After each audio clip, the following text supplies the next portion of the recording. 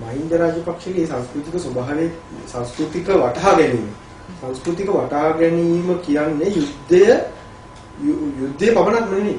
ඒ යුද්ධයෙන් පස්සේ එළවෙන හෝරාව තියෙනවා.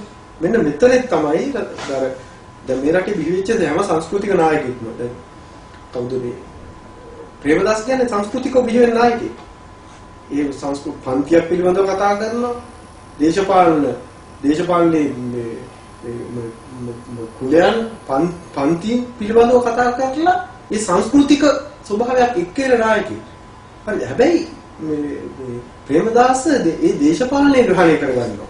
දේශපාලනික ස්වභාවය සංස්කෘතිකව පවතින්න බෑ. දේශපාලනිකව තමයි මිනිහෙක් පවතින්නේ. නායකයෙක් පවතින්නේ දේශපාලනිකව. නමුත් සංස්කෘතිකව තමයි ඔටුනු පැලදිය යුත්තේ. මේ ඔටුනු පැලදීම කරන්න පුළුවන් සංස්කෘතිකව. හරි නමුත් දේශපාලනිකව තමයි ක්‍රියාත්මක යුත්තේ. ප්‍රේමදාස කියන්නේ දේශපාලනිකව ක්‍රියාත්මක වෙච්ච නායකයෙක්. දැන් මේවයි සංස්කෘතිකව මිනිහෙකුට සංස්කෘතික ජයග්‍රහණයක් ලබන්න පුළුවන්. ඒක දේශපාලනිකව ඡන්දකින් ලබන ජයග්‍රහණය සංස්කෘතික ජයග්‍රහණයක් කියන එක. ඊළඟට යුදමේ ජයග්‍රහණය. මහින්ද රාජපක්ෂගේ යුදමේ ජයග්‍රහණය කියන එකේදී මහින්ද රාජපක්ෂට පුළුවන් යුදමේ ජයග්‍රහණය මේ පොළොවේ බහුතර ඉල්ලීමක් සපුරාලීම සඳහා බහුතර පිරිසකගේ ඉල්ලීමක් සපුරාලීම සඳහා ජයග්‍රාහී මේ යුද්ධයක් හැටියට යුද්ධ ජයග්‍රහණය කරන්න පුළුවන්. හැබැයි මෙහෙමයි. මිනිහෙක් දේශපාලනික සියලු දේවල් ඓතිහාසික තත්ත්වයෙන් වියුක්ත වෙන්නේ නැහැ. ඓතිහාසික තත්ත්වයෙන් වියුක්ත වෙන දේවල් ලෝකෙට පුරෝභූත තත්ත්වයන්ට මුහුණ දෙන්න කියලා දේ මූලික වෙනවා මේකේ. දැන් පුරෝභූත තත්ත්වයන් පැනනගින අනිවාර්යයි. එතකොට දැන් මේ තත්ත්වයන්ට මුහුණ දීම තමයි මහින්ද රාජපක්ෂ ඊළඟට කළ යුතු දේ. එතකොට කිලිනොච්චි ජයග්‍රහණය තියෙනවා.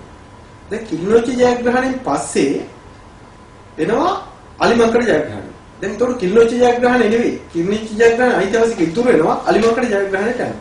දැන් අලිමංකඩ ජයග්‍රහණයෙන් පස්සේ මුළුතිව් යන්න පුළුවන්. මුළුතිව් ජයග්‍රහණය ආපුවම අලිමංකඩ නෙවෙයි ජයග්‍රහණය වැදගත් වෙන්නේ. මුළුතිව් ජයග්‍රහණය. ඊළඟට මුළුතිව් ජයග්‍රහණය තියෙනවා. ඊට පස්සේ හදිසියේ ප්‍රභාකරන් අල්ලනවා කියනවා. එක්ක ප්‍රභාකරන් ඝාතනයට ලක් වෙනවා කියනවා. එතකොට අර මුළුතිව් ජයග්‍රහණය නෙවෙයි වැදගත් වෙන්නේ. ප්‍රභාකරන්ගේ මරණය හෝ ප්‍රභාකරන්ගේ අත්අඩංගුවට ගෙන්නේ. දැන් මේ විදිහට එකින් එකට මේවා සියල්ල වෙනස් වෙමින් යනවා. ඒක තමයි සාමාන්‍ය ලෝකේ. සාමාන්‍ය ස්වභාවය ඒක තමයි.